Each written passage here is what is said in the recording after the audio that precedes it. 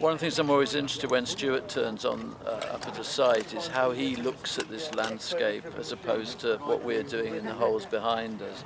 So, Stewart, the kind of things you begin to look at here, what things are you noticing already? Well, starting to use the evidence we've got, which is the crop marks, the evidence that comes out through the crops in the ground.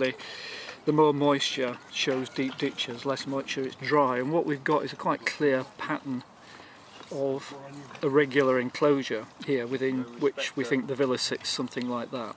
But interestingly, all around it we've got patterns of what appear to be fields and droveways where animals are moved backwards and forwards across the landscape.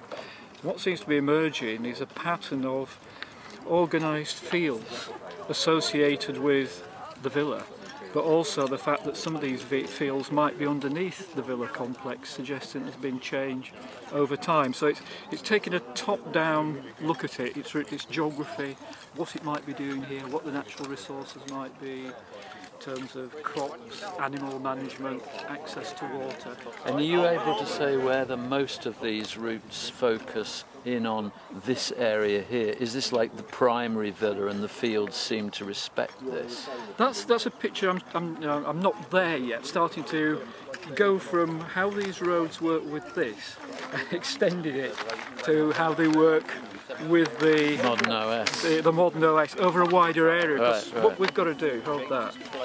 There's the villa there. What we've got to do is take the villa, which is there, and see how it relates to the network of known Roman roads, other Roman settlements, and see if these droveways and roadways connect. If there's any link between the two. And what preliminary thoughts at the moment are quite interesting, because this villa sits central to a whole series of villas and droveways which come down that way, and there's a main axis, Roman axis road going up that way, and you've got villas and the Oppida at Abingdon. It actually sits quite central to all that, immediately on the south side, so it could be part of an east-west route. We're going this way. And of course I can see here, you know, the Thames is coming in here, isn't it? Absolutely. So, you know, yeah. Major routeway there as It does well. seem to have quite an important sort of focus at the centre of quite... Because Roman landscapes is divided up into settlements, long road systems, settlements, and this one sitting here does seem to have a centrality about it, right on the edge of the river, which might suggest it's kind of the hub of quite a large area around here. Fantastic. Well, we'll see what It'd happens. be nice if it was the hub, wouldn't it?